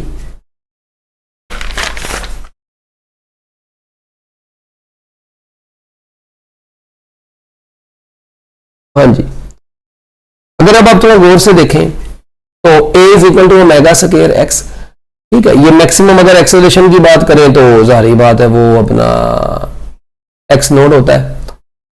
अब ओमेगा जो होता है वो आपको पता है अंडर रूट के ओवर एम भी होता है और 2 पाई ओवर टी भी होता है। अब आप देखें आप लोगों ने करना क्या है यहां पे। अब बच्चों आप देखें a इज इक्वल टू आपने पढ़ा हुआ है ना ओमेगा स्क्वायर एक्स। अब जो ओमेगा होता है, ठीक है, मुझे ये बताएं ये किसके बराबर होता है। ओमेगा जो होता है प्यारे बच्चों ये तो बराबर होता है 2 पाई ओवर टी, ठीक है। अच्छा, यहां पर हम इंस्टेंटेनियस एक्सेलरेशन को डिस्कस कर रहे हैं इसलिए हम एक्स से लिख देंगे, ये स्क्वायर है और ये एक्स है। अब 2 पाई, अब जो टाइम पीरियड है आप देखें एक्सेलरेशन जो है ना ये मैथ्स के ऊपर तो यहां पर कहीं पर भी डिपेंड नहीं ना कर रहा है इसलिए मैथ्स यूज नहीं हुआ। टाइम पीरियड उसने बोल दिया 3, इसका लेअप स्क्वायर और एक्स आपको बोल दिया उसने 2, ये सेंटीमीटर में है, ठीक है, ये भी याद रखें। अब देखें जब आप इसको सोल्व करेंगे 2 का स्क्वायर 4, 4 इंटू 2 8 पाई स्क्वायर और 3 का स्क्वायर हो जाएगा 9 और यूनिट आ जाएगा सेंटीमीटर पर सेकंड स्क्वायर, तो 8 पाई स्क्वायर ओवर 9 सेंटीमीटर पर सेकंड स्क्वायर आपका आंसर है। इसके बाद बच्चों नेक्स्ट एक पार्टिकल है, ठीक है, सिंपल हार्मोनिक मोशन परफॉर्म कर रहा है। कहता है जी उसकी जो कहता है उसकी जो मोशन है वो t is equal to 0 second के ऊपर स्टार्ट हुई है, मतलब वहां पर है भी। अच्छा, उसके बाद when it is at 50 centimetre mark it travels between 50 centimeter and 70 centimeter mark with a period of 2 second. What is the position of the particle at t is equal to 0.33 second? अब ये थोड़ा सा ना जितने भी आपके MCQs थे इन सब में से थोड़ा सा ये जो है ना बच्चों को मुश्किल एमसीक्यू लगता है, हालांकि ये मुश्किल नहीं है, ये आसान से एमसीक्यू है। देखें सबसे पहले ही तो बात बच्चों हम इसकी अगर डायग्राम बनाने की कोशिश करें तो अगर आप गौर से देखें उसने बोला है कि बॉडी ऑसिलेट कर रही है 50 सेंटीमीटर और 70 सेंटीमीटर के दरमियान में, ठीक है। इसका मतलब है कि इसकी जो मीन पोजीशन होगी इट इज अंडरस्टूड कि वो कितनी है 60 सेंटीमीटर है, एक बात तो ये डन होगी। अच्छा, और इस पूरी वाइब्रेशन के दौरान यहां से इधर फिर इधर तक का जो इसका टाइम पीरियड है वो उसने आपको बोल दिया 2 सेकंड है, ठीक है। टाइम पीरियड उसने खुद आपको बोल दिया कितना, तो पूरा जो टाइम पीरियड है ये है जी 2 सेकंड इसका पूरा। अच्छा ओके, अब कहते हैं आपने 0.33 सेकंड के ऊपर इसकी क्या बतानी है, डिस्टेंस बताना है। बच्चों पहली बात उसने ये बोला है कि जब t 0 है तो उस वक्त ये 50 सेंटीमीटर पर है, यानी ये 50 सेंटीमीटर पर जब है वो t 0 है, फिर ये इधर से इधर जा रहा है पूरा ऐसे, इधर से इधर जा रहा है, ठीक है, और फिर ये ऐसे वापस आ रहा है ना ऐसे। तो इसका मतलब है ये पड़ा ही कहां पर था, पहले ये एक्सट्रीम पोजीशन से इसकी मोशन स्टार्ट हो रही है। तो जब भी बॉडी की मोशन एक्सट्रीम पोजीशन से स्टार्ट होती है तो x not cos omega t लगता है, यानी 2 pi over capital T into T. ये फार्मूला आपको बताया हुआ है। अब एम्पलीट्यूड अगर आप गौर से देखें वो 10 सेंटीमीटर बनता है, cos यहीं पे रहने दे, 2 pi over capital T, time period उसने 2 बोला है और जो टाइम ये वाला है 0.33 है, ठीक है। अब बच्चों ये 2 से कट गया तो ये cos, अब जो 0.33 होता है बच्चों ये कितना होता है, 2 से कट गया तो 0.33 जो होता है ये 1/3 होता है अप्रोक्सीमेटली, तो ये बन गया cos π/3। कितना बन गया cos π/3। अब जो cos π/3 होता है ये बेसिकली cos 60 है, ठीक है, और cos 60 जो होता है ये आपको पता है बेसिकली कितना होता है 1/2 बोले तो यानी 10/5 बन जाएगा, 10/2 जो होगा वो 5। तो ये बच्चों आपके पास आंसर आ गया 5 सेंटीमीटर, ये डिस्प्लेसमेंट आ गया। मगर आप देखें उस जहां से उसने मोशन स्टार्ट किया आपने तो वहां तक बताना है, ये तो मेन पोजीशन से इसका डिस्टेंस कितना है 5 सेंटीमीटर। तो जो टोटल ये वाला डिस्टेंस होगा बच्चों, ये वाला टोटल डिस्टेंस, ये 10 पीछे वाला और ये 5 आगे वाला, तो ये मिलकर हो जाएगा 55 सेंटीमीटर मार्क। थोड़ा सा इंटरेस्टिंग था ये। नेक्स्ट समझ लीजिएगा, इसको बैक करके भी आप समझ सकते हैं। नेक्स्ट एमसीक्यू बच्चों M1 भी दिया हुआ है, M2 भी दिया हुआ है, आइडेंटिकल स्प्रिंग्स के साथ इनको अटैच कर दिया, उनके time period 10 second and 20 second है। कहता है कि बताएं अब ये कैसे रिलेट करते हैं एक दूसरे से। अब बच्चों देखो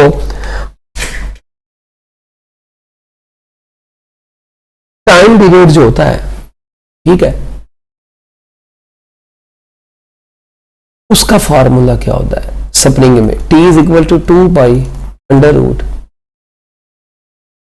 m ओवर k। ठीक है, तो साफ नजर आ रहा है कि स्प्रिंग्स आइडेंटिकल है तो k तो सेम होगा, तो टाइम पीरियड का अंडर रूट मैथ के साथ क्या रिलेशन है, डायरेक्ट रिलेशन है। अच्छा, अगर हम लोगों ने तो अगर मैं कह सकता हूं T1 ओवर T2 का होल स्क्वायर बराबर होगा M1 ओवर M2। तो बच्चों T1 है 10 और ये है 20, जब इसका स्क्वायर लेंगे तो ये आ जाएगा 1 ओवर 4। 1 ओवर 4 जो होता है ये 0.25 होता है, तो M1 यहां से क्लियरली नजर आ गया कि वो 0.25 M2 है। तो बच्चों आपके इस MCQ का आंसर क्या बन गया, चार्ली बन गया। नहायत आसान था। उसके बाद बच्चों एक मैस दिया हुआ स्प्रिंग के साथ उसको अटैच कर दिया, सिंपल हार्मोनिक मोशन हो रही है, ठीक है, और स्प्रिंग कांस्टेंट की वैल्यू भी दे दी गई है। तो कहता है अगर उसकी स्पीड जो है मैक्सिमम स्पीड इतनी हो तो उसका एम्पलीट्यूड क्या होगा। तो बच्चों आपको पता है मैक्सिमम स्पीड का फार्मूला होता है एक्स नोट ओमेगा, तो एक्स नोट बराबर रहेगा वी मैक्सिमम ओवर ओमेगा।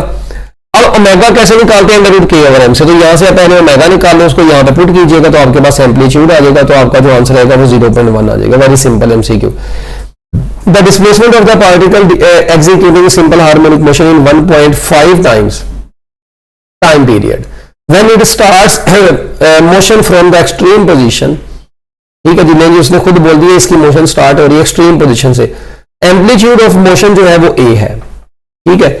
तो कहते हैं बताएं उसका डिस्प्लेसमेंट कितना होगा, ये आप लोगों ने फाइंड करना है। पहली बात तो ये कि उसने जो टाइम आपको बोला है वो टाइम कितना बोला है, उसने बोला है इन 1.5 times the time period. 1.5 times the time period से मुराद होता है 3/2 इंटू टी। 1.5 टाइम से मुराद ये है, हम ये भी कह सकते हैं कि टाइम पीरियड पूरा और उसके बाद हाफ टाइम है। यानी कि अगर आप थोड़ा गौर से देखें, अगर मैं यहां पर वेव ड्रॉ करूं तो देखें 1 टाइम यहां पर पूरा होगा और ये 0.5 t यहां पर पूरा होगा, तो ये जो टोटल टाइम बना ये कितना बना, ये टोटल टाइम बना 3/2 t टोटल टाइम बना ये। एम आई राइट? ओके। अब उसने आपसे बोला कि डिस्प्लेसमेंट बताएं उसका कितना होगा। अच्छा, एम्पलीट्यूड जो है ना वो a है। अब अगर आप थोड़ा गौर से देखें बच्चों, यहां तक तो एक वेव का जो टोटल, अगर मैं डिस्प्लेसमेंट की बात करूं यहां तक को तो हम छोड़ देना, हम तो क्योंकि यहां तक जो टोटल डिस्प्लेसमेंट होगा बच्चों वो बेसिकली क्या होना है, अगर आप थोड़ा गौर से देखें इसको थोड़ा सा समझने की कोशिश कीजिएगा। जो टोटल बच्चों अगर आप गौर से देखें ना, इसमें उसने आप लोगों को बोला क्या है यार, ये तो ये क्या है, इसको ये देखें, आप लोगों को उसने बोला कि बॉडी ने अपनी मोशन स्टार्ट की है एक्सट्रीम पोजीशन से। एक्सट्रीम पोजीशन से जब उसने अपनी मोशन स्टार्ट की है तो बच्चों, और देखें अब एक्सट्रीम पोजीशन से यहां से इधर तक एक वाइब्रेशन और ये है जी हाफ वाइब्रेशन। अब अगर आप गौर से देखें डिस्प्लेसमेंट की बात अगर मैं करूं, ठीक है, तो अब यहां पर दो तरीके हैं, मतलब जैसे हम इस MCQ के आंसर को समझ सकते हैं। आपको पता है यहां से यहां तक तो जो टोटल डिस्प्लेसमेंट होगा बच्चों वो तो होगा 0, क्योंकि मीन पोजीशन से मीन पोजीशन मतलब बॉडी यहां पे आ रही है, वन कंप्लीट वाइब्रेशन का डिस्प्लेसमेंट है 0 बेसिकली। अच्छा, अब ये देखिए, या मैं ऐसे भी कहता हूं कि इधर से एम्पलीट्यूड इधर है, फिर ये इधर से नीचे है, फिर ये ऊपर है और ये ऊपर है। अगर ये डिस्प्लेसमेंट वेक्टर्स ऐड करें ये कैंसिल हो जाते हैं। अच्छा, अब इधर से पार्टिकल ने ये नीचे आना है और यहां से जो डिस्प्लेसमेंट है, अगर तो हम वो वाले डिस्प्लेसमेंट का कॉन्सेप्ट लगाए ना कि तो वो तो वैसे तो बच्चों फिर इसका जो आंसर बनता है वो क्या बनेगा 1.5 में, ठीक है, 1.5 वाइब्रेशंस में जो उसका डिस्प्लेसमेंट बनेगा वो तो बनता है वो हम जो अपने वो लीनियर पाथ का पढ़ते हैं ना डिस्प्लेसमेंट 0, मगर यहां पे हम बेसिकली लीनियर पाथ को डील नहीं कर रहे। तो इसमें अब ना इसका बच्चों बेहतरीन तरीका जो याद रखने का, इसका आंसर जो चार्ली है, आप इसको इस तरीके से याद रख सकते हैं कि देखें यहां तक तो वाइब्रेशन कंप्लीट होगी ना एक, ठीक है, तो इससे आगे उसने कितने एम्पलीट्यूड कवर किए हैं, एक ये कवर किया है, एक ये कवर किया, 2 एम्पलीट्यूड कवर किए हैं, तो इसका मतलब है कि इसका आंसर बन जाएगा 2A, ठीक है। तो इसको आप इस टेक्निक के लिहाज से क्या कर लें, याद कर लें। इसके बाद बच्चों जो नेक्स्ट MCQ है, एक स्प्रिंग है वो हुक्स लॉ को ओबे कर रहा है। अनस्ट्रेचेबल लेंथ जब है उसकी वो 60 मिलीमीटर, ठीक है, और कहता है स्प्रिंग कांस्टेंट जो है वो 500 न्यूटन पर मीटर है। कहता है अगर टेंशन बताएं टेंशन क्या होगी अगर ओवरऑल जो लेंथ है वो 90 मिलीमीटर हो।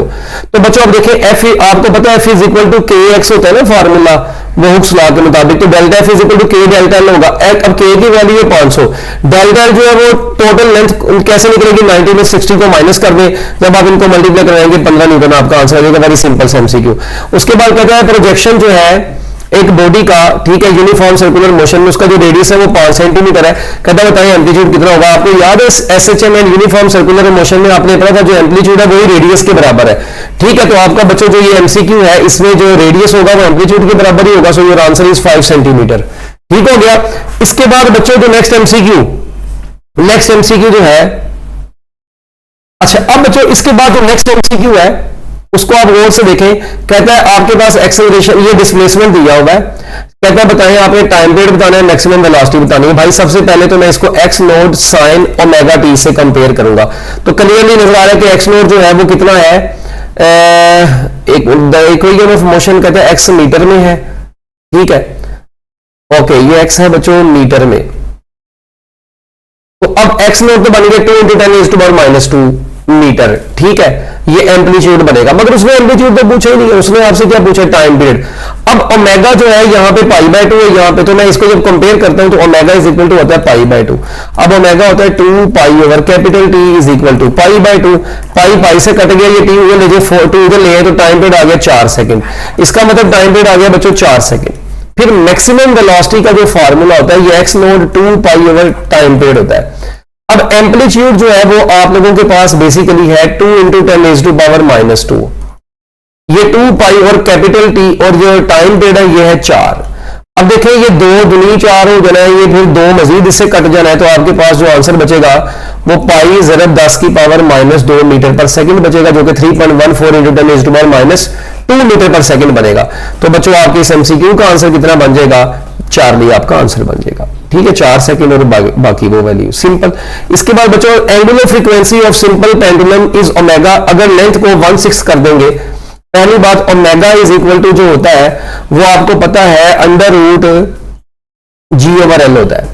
अब ओमेगा का √ लेंथ के साथ क्या रिलेशन है, इनवर्स रिलेशन। अगर आप लेंथ को 1/6 कर देंगे, 1/6 कर देंगे, सॉरी 1/6 कह रहे हैं 1/16 कर देंगे, तो वो 1/16 का √ 1 कितना हो जाएगा 4 ऊपर आके मल्टीप्लाई हो जाएगा, तो एंगुलर वेलोसिटी पहले से 4 गुना बढ़ जाएगी।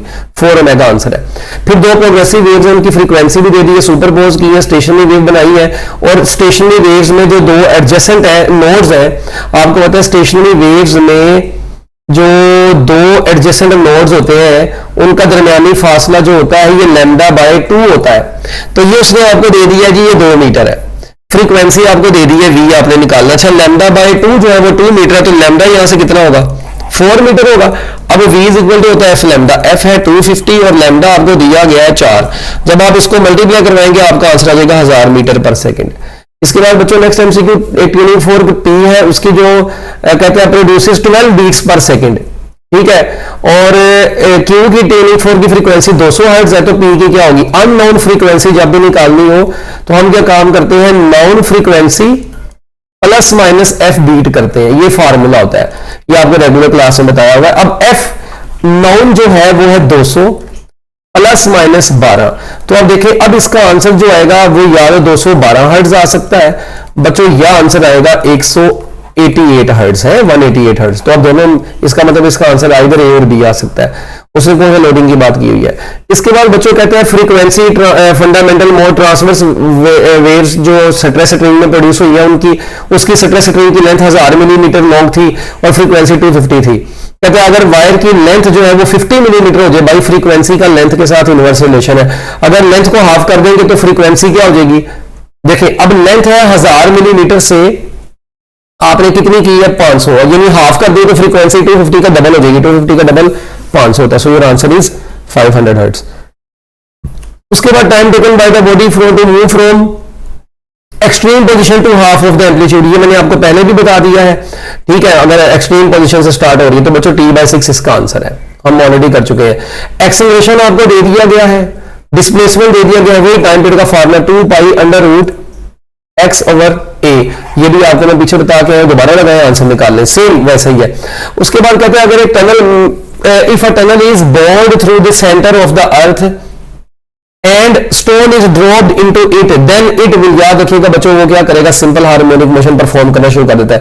ये मैंने आपको रेगुलर लेक्चर्स में बताया था कि देखिए अगर ये जमीन है और जमीन के अंदर आपने क्या काम कर दिया बच्चों, एक टनल जो है ना वो आप लोगों ने ऐसे बना दी है, ठीक है। अब उस टनल में आपने क्या काम कर दिया है, अब ये जमीन का सेंटर है, अब जमीन के सेंटर आपको पता नीचे ये सरफेस है, ये जमीन का सेंटर है। अब देखिए सिंपल हार्मोनिक मोशन में भी आपने पढ़ा हुआ कि मीन पोजीशन पर जो एक्सेलरेशन है वो 0 होता है और यहां पर क्या होता है, मैक्सिमम होता है, और यहां पर भी क्या होता है बच्चों, मैक्सिमम होता है। तो अब देखिए जब जारी बात है वो डेप्थ के अंदर आता जाएगा तो बच्चों जमीन पर पहुंचते पहुंचते उसका जो एक्सेलरेशन है यहां पर वो 0 हो जाएगा। फिर जैसे वो मीन पोजीशन को क्या करेगा, जैसे वो मीन पोजीशन को ओवरशूट करेगा उसका एक्सेलरेशन दोबारा से बढ़ना शुरू हो जाएगा। तो बच्चों ये एक इनफाइनाइट ऑसिलेटरी मोशन उसकी परफॉर्म होना शुरू हो जाती है। तो इसलिए हम कहते हैं कि ये special type of vibratory motion होती है एसएचएम। तो लिहाजा बच्चों जो वो है ये बिल्कुल जो स्टोन है वो सिंपल हार्मोनिक मोशन परफॉर्म करना शुरू कर देगा, ठीक है। यही इसकी थ्योरी भी लिखी है, आप इसको पढ़ भी सकते हैं। उसके बाद बच्चों ये दोबारा आ गया है move from half of the extreme to the extreme position, ये हमने पहले भी पढ़ा था, इसका आंसर t/6 था, ठीक है। उसके बाद एम्पलीट्यूड आपको दे दिया, टाइम पीरियड भी दे दिया है, आपने निकालनी है मैक्सिमम वेलोसिटी। मैक्सिमम वेलोसिटी का फार्मूला होता है x not 2 pi over capital T।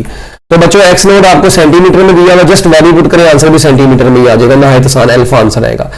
उसके बाद डिस्प्लेसमेंट की इक्वेशन दे दी है 0.86 cos π/4 into t। कहते हैं एम्पलीट्यूड बताओ, भाई ये साफ नजर आ रहा है एम्पलीट्यूड 0.86 है तो एक ही ऑप्शन है 0.86 के लिए वही आंसर होगा, वेरी सिंपल। उसके बाद बच्चों एक body simple harmonic motion perform कर रही है, मैक्सिमम एक्सेलरेशन भी दे रही है, मैक्सिमम वेलोसिटी भी दे रही है, एम्पलीट्यूड बताना है। मैं भी आपको ऊपर फार्मूला बता के आया था कि अगर आपने एम्पलीट्यूड निकालना है तो देखें maximum acceleration is equal to था एक्स नोड ओमेगा स्क्वायर, ऐसा ही था। अच्छा मैं क्या ऐसे लिख सकता हूं, x node square omega square divided by x node, बिल्कुल लिख सकता हूं। तो ये बन जाएगा मैक्सिमम वेलोसिटी का square divided by x node. तो डायरेक्ट याद रखें अगर आपने एम्पलीट्यूड निकालना हो तो मैक्सिमम वेलोसिटी के स्क्वायर लेके उसको मैक्सिमम एक्सेलरेशन से डिवाइड कर दें। मैक्सिमम वेलोसिटी जो है वो 12 है, जब आप इसका स्क्वायर ले लेंगे और एक्सेलरेशन भी जो है वो 12, तो जब आप इसको कट कर देंगे तो बच्चों आपका आंसर जो है वो 12 मीटर बचेगा। So your answer is alpha. Very nice MCQ. Next MCQ बच्चों वही एक्सेलरेशन की equation a is equal to minus omega square x, ये omega is equal to 2 pi over t होता है, टाइम पीरियड 0.5 सेकंड दिया हुआ है। जब आप इसको कैलकुलेट कर लेंगे, पहले भी हमने किया है, 4 ले आंसर आ जाएगा। उसके बाद कहता है बताएं सिंपल हार्मोनिक मोशन के लिए क्या चीज का जरूरी है, restoring force and inertia both है एंड बी। फिर acceleration of the simple pendulum जब वो एक्सट्रीम पोजीशन की तरफ जा रहा होगा, भाई एक्सेलरेशन की डायरेक्शन हमेशा टुवर्ड्स मीन पोजीशन होती है अल्फा।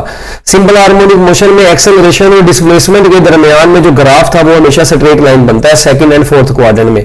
फिर ये 2 सेकंड्स वाला बच्चों ये पहले भी हमने किया, इसका आंसर है पाई, एंड ये रिपीट हो गया, पाई एम रेडियन पर सेकंड आंसर है। लेकिन उसके बाद कहता है कि एक particle simple harmonic motion perform कर रहा है, उसका टाइम पीरियड 4 सेकंड है, t इज इक्वल टू 0 पर, वो इक्विलिब्रियम पोजीशन पर है। बताएं जब वो एक्सट्रीम पोजीशन पर जाएगा, भाई एक्सट्रीम पोजीशन के 2 ही पॉइंट होते हैं सिंपल हार्मोनिक मोशन में एक वाइब्रेशन के दौरान, t/4 और 3t/4।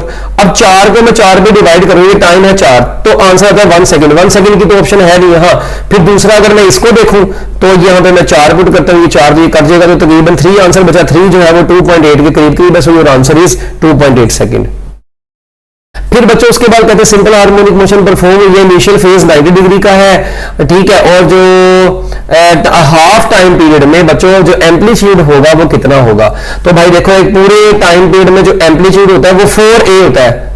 पूरे टाइम पीरियड में एम्पलीट्यूड कितना होता है 4a, तो हाफ टाइम पीरियड में बच्चों वो एम्पलीट्यूड कितना हो जाएगा, हाँ हाफ टाइम में वो कितना हो जाएगा, इसका हाफ कर दो तो आंसर आ जाएगा 2a।